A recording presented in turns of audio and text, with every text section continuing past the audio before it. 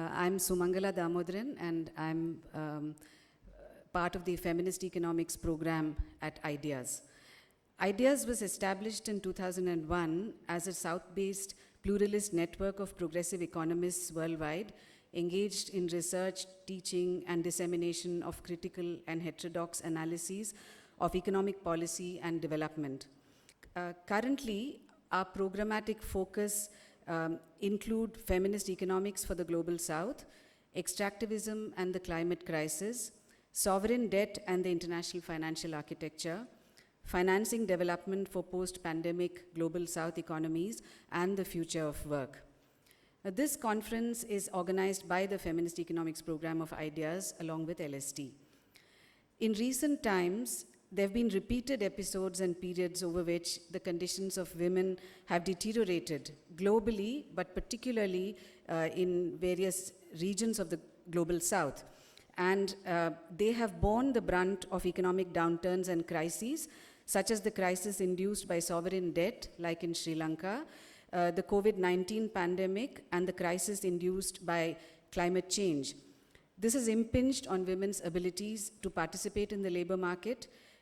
to be accorded equal access, conditions, and rights in the economy. The global discussion on women's participation in the economy and its impact on the impact of economic processes on the lives of women has been taking place actively since the 1970s, and many global fora, such as the numerous UN conferences on the status of women, the Millennium Development Goals, the Sustainable Development Goals, have emphasized the need to address the question of women's empowerment, and it's quite a buzzword, as we know, globally.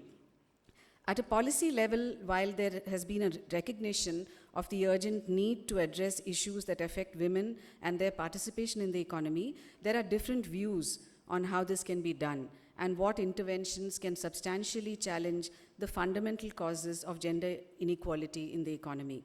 In fact, even as the women's question or the gender dimension are taken seriously and in fact pushed by governments and international organizations, there are substantial differences between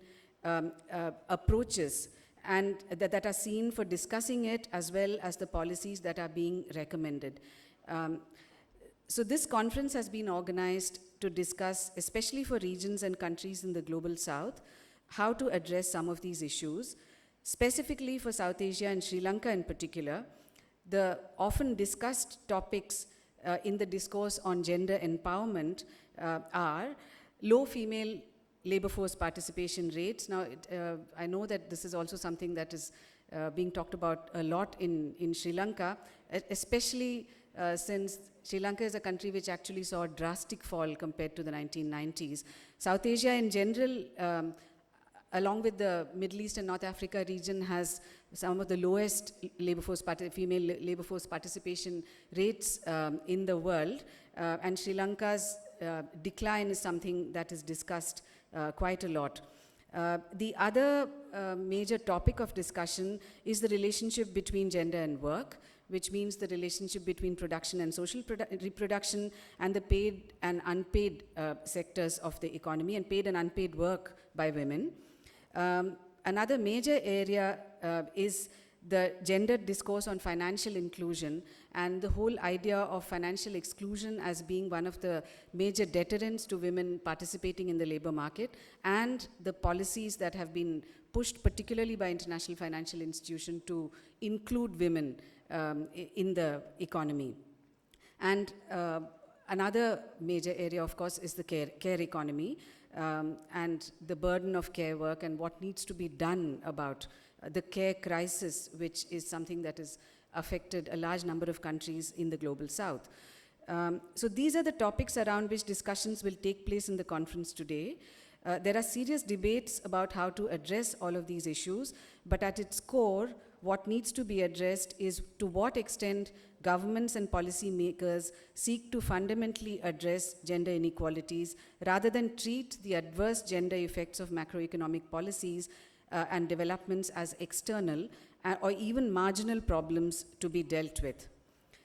This conference is going to be followed by a training workshop in feminist economics over 4 days with participants from several countries in Asia: Sri Lanka, Pakistan, India, Bangladesh, Nepal, Myanmar, and China. This is the first full-fledged training workshop in feminist economics from Ideas, and we are delighted to hold it in Sri Lanka. This will be followed by similar workshops for Africa and Latin America later this year. We hope that the community of heterodox feminist scholars and activists produced by these workshops will go ahead and influence policy making towards a genuinely progressive, gender transformative world in times to come.